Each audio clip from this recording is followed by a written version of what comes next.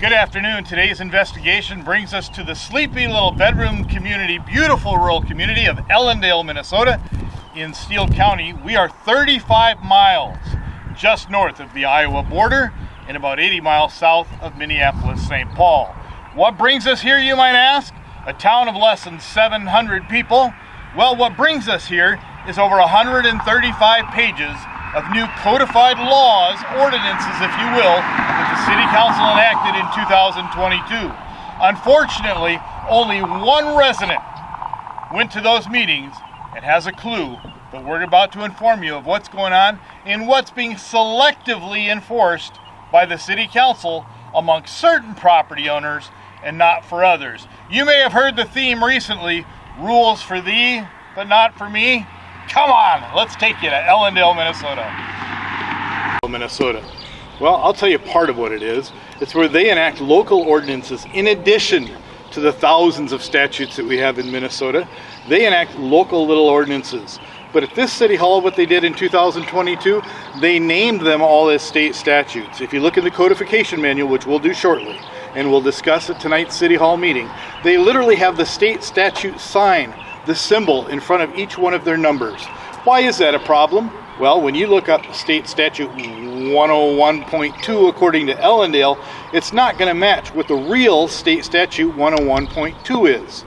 So when Ellendale sends a violation notice to a property owner and quotes their ordinances with the state statute symbol in front of them, and that person goes to look up the state statute, it's not going to fly at all.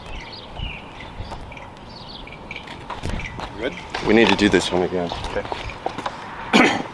Sorry. You're right. All right, now before we get into this video a whole lot today, here's something we really want to make clear to you. We agree that you need things to keep your city safe. You need things on the books to keep really rogue people from going too rogue.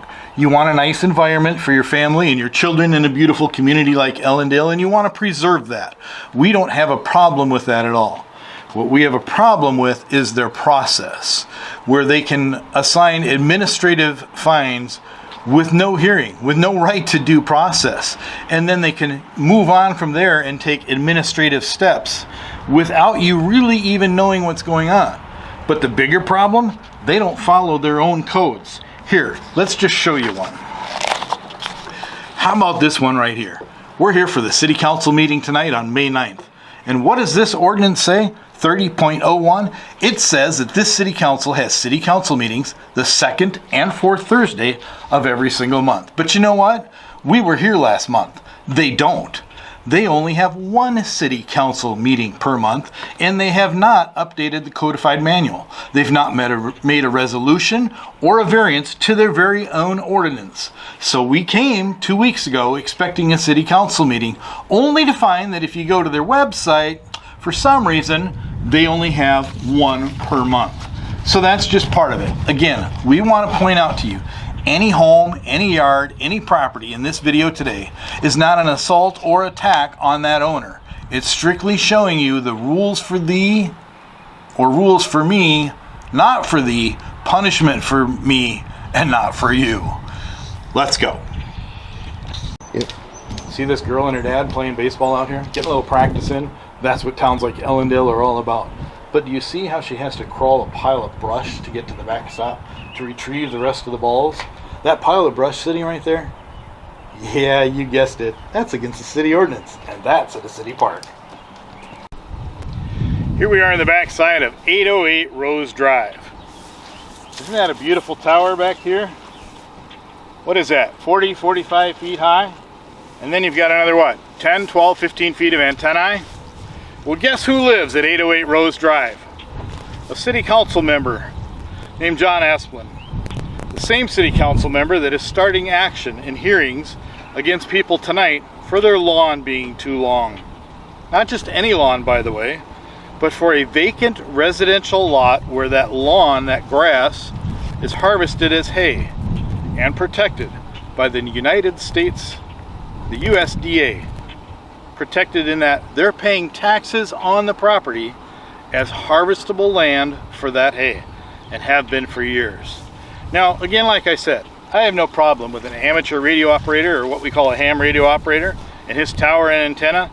In fact, I applaud them. They're the people that really do help during natural disasters and huge emergencies when other communication is overloaded or even fails at times. So I support that. What I don't support, and what Ellendale doesn't support, is a city council member going after someone for grass, weeds 6 inches tall against the ordinance, when in fact they have an ordinance against this. It's way too high, and if it falls, it does crash onto other people's property, which is also against the ordinance. That's why they wrote the ordinance that way. But when we asked John about it, do you know what he said? Well, he said he has a federal license. Of course he does, like every amateur radio operator. A federal license doesn't give him anything that supersedes above and beyond Ellendale's ordinance. In fact, it's the opposite. Any municipality has the right to write an ordinance stricter than the federal law, but not less than. They can't reduce the federal statutes. When we called that to his attention, do you know what his response was then? Well, it's my domicile, and I'm grandfathered in.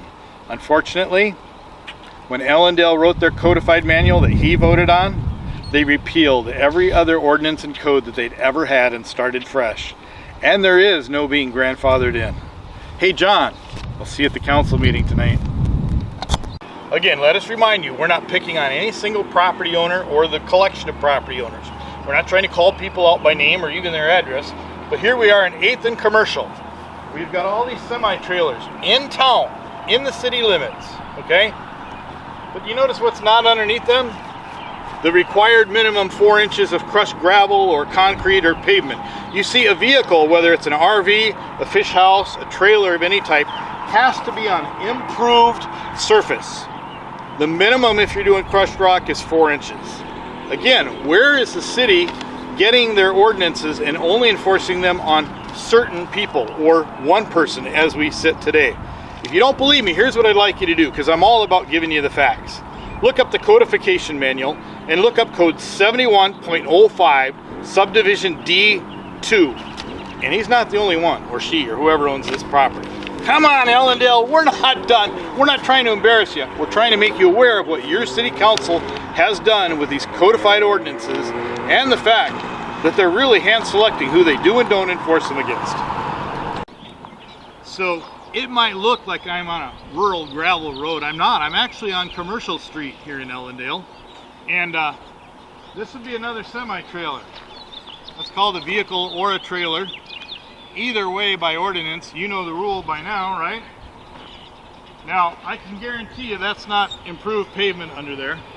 There's no gravel, no crushed rock, no concrete, no pavement. And this, folks, is way more than 6 inches. In fact, this whole field, if my cameraman can pan out, this whole field is in violation of the weed ordinance.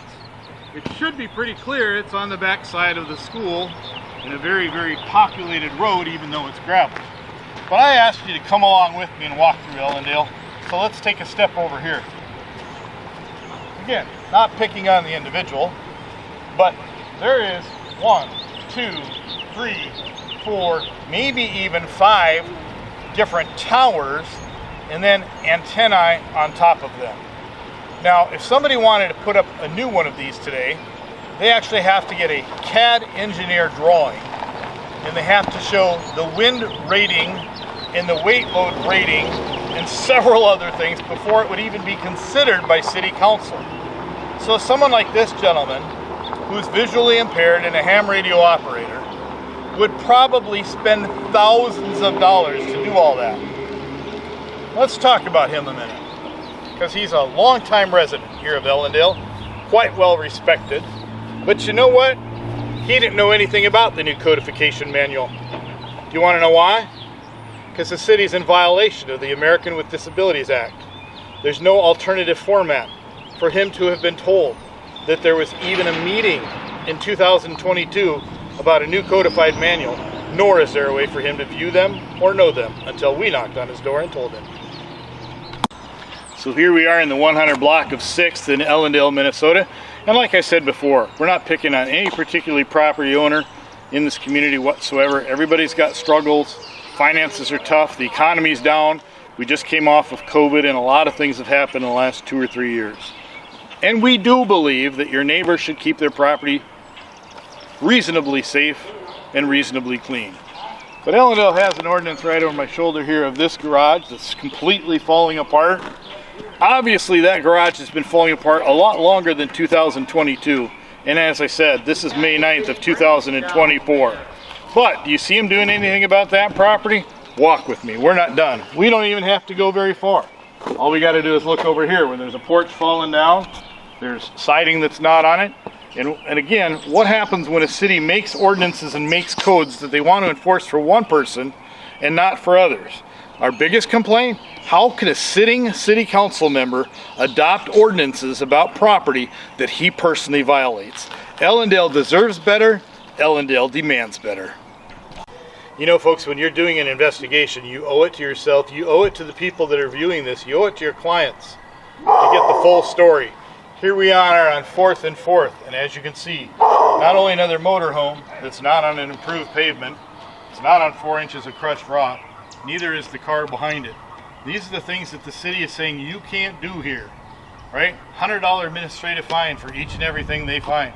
And then there's more penalties if it goes further on down the road, or you don't comply within 7 days, depending on who you are.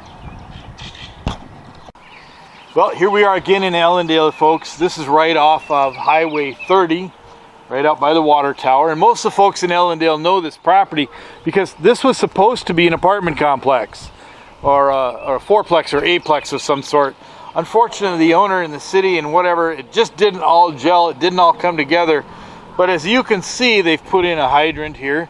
They've put in some of the sewer and the water, and took out some buildings and put a lot of construction equipment here during the time that they were starting to build. But then the project got abandoned. And as you can see, still sits abandoned with rubble and construction equipment and huge piles of wood in the way back 40 there. And again, grass that's definitely over 6 inches long and definitely can't get mowed because there's just too much stuff in the way. It's not harvested, it's not considered hay. But again, we're in town. These are residential lots, and yet completely ignored.